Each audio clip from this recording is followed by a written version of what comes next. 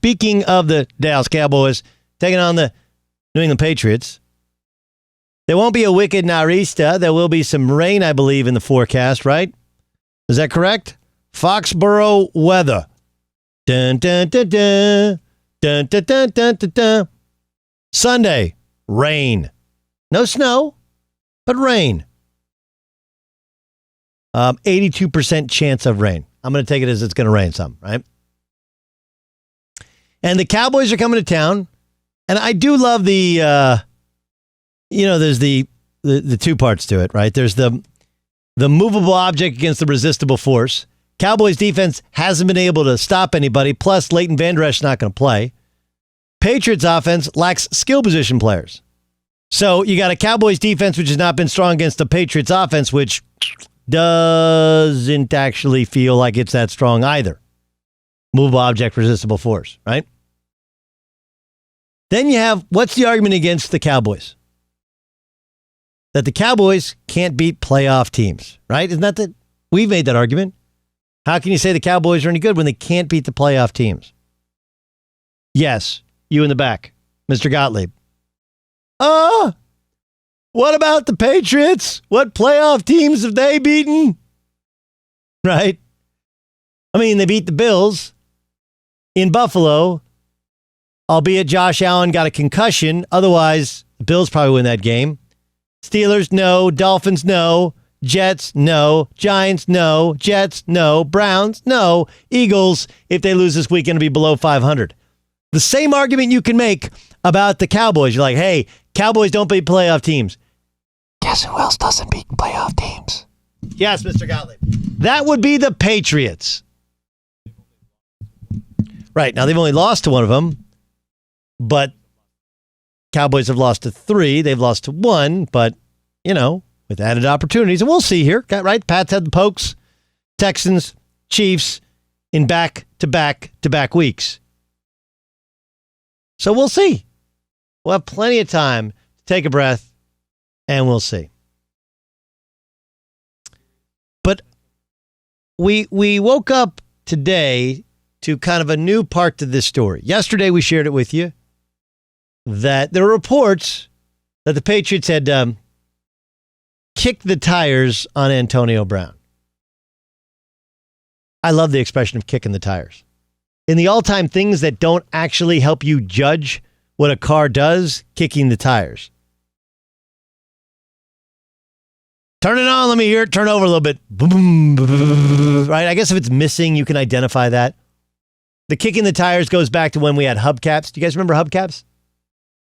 If you kicked the tire and the hubcap came off, you're like, I don't know. This is back when they were used cars. Now, they're pre-owned cars. Very different. Pre-owned car, completely different than a used car. You guys realize that, right? Well, okay, they're not different at all, but that's okay. But there's 2 conflicting stories. One, Christian Fourier, who, of course, used to play for the Pats, worked all over, and he's like, look, I got people in the buildings telling me that kicked the tires on the Antonio Brown thing. And then there's a story out that, no, they're not bringing in Antonio Brown. Could I propose a possible both these stories are in fact true? The Patriots need skill position help. Philip Dorsett may not play. Mohamed Sanu is not going to play. And even if they do play, they haven't recovered from the loss of Rob Gronkowski. And Sanu has not been, Mohamed Sanu of 3 years ago. Shocker. Feels like the Patriots got a little bit duped in their trade for the former Bengal and former Falcon. Right? So if we all believe that the Patriots not only lack skill position players, but know they need to go out and find skill position players, I'm guessing that there's a boardroom somewhere in Foxborough in Patriot Way where they're like, all right, guys, settle down. All right, guys, Josh Daniels isn't happy. TB, Tom Brady, isn't happy. We got to find some dudes out there. All right? Bill is never really happy, but he and his son are worrying about the defense. So The meeting here today is more of a brainstorming session. Remember, there are no bad ideas in a brainstorming session. If you can think of a skill position player that's out there on the street, you let me know. What's that? No, Randy Moss is too old. T.O., I mean, old and just a problem. No, let's move on. Definitely. But Dez Bryant. Yeah. He had the Achilles. He wasn't athletic to, before he hurt the Achilles, everybody passed. I don't know. Did you guys see this thing where Dez said he'd like to come back, but not as a starter? That, to me, how is Dez Bryant say he's not a starter? We need a starter. We need a dude. Hey, yeah, in the back. What about Antonio Brown? I mean, he does know the offense. He has been here. He did meet with the commissioner. What do you think?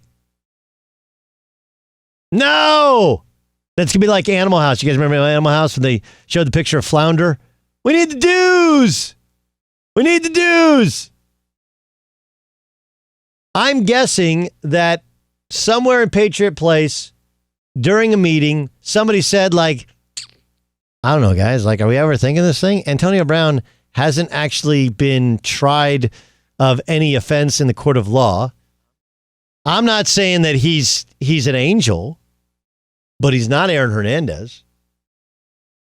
And he hasn't been suspended. And all of this stuff was nonsense, but we can get him for nothing. Nothing. We were going to pay him $9 million last time. You can get him for nothing. And we know the guy can play. Right?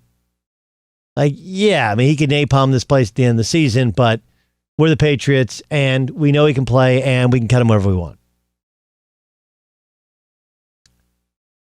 All right, guys, let's Antonio Brown, yay or nay? Nay! Nay! Nay! Yay! Yay!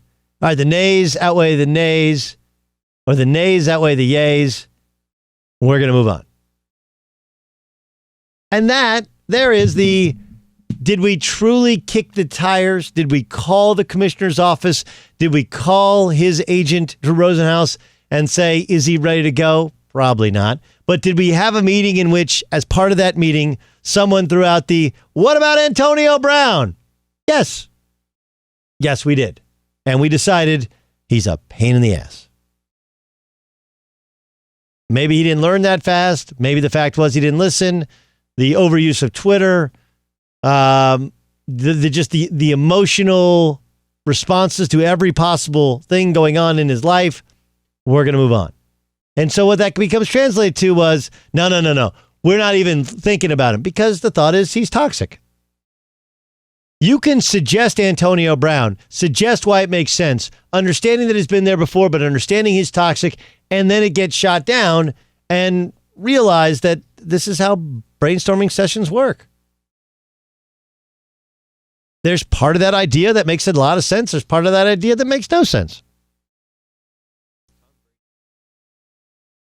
And I'm guessing Tom Brady, who opened up his house literally to Antonio Brown, probably thought they shouldn't have gotten rid of him. Probably thought, Robert Kraft, you didn't even call us. Right? You didn't even call us. You didn't ask us. We didn't manage the situation. We just got rid of him. So I look at this and I think there's a distinct possibility they did have a discussion. That doesn't mean they truly kicked the tires. They're not bringing him in for a workout. They're not trying to send him down to watch a workout. They're not talking to his agent. On the other hand, they are trying to figure out, is the risk worth the reward? Hi, I'm Doug Gottlieb from Fox Sports Radio, and you need to subscribe to the Fox Sports Radio YouTube channel where you can hear and see me. Why not? Plus, everybody else who's awesome here on Fox Sports Radio.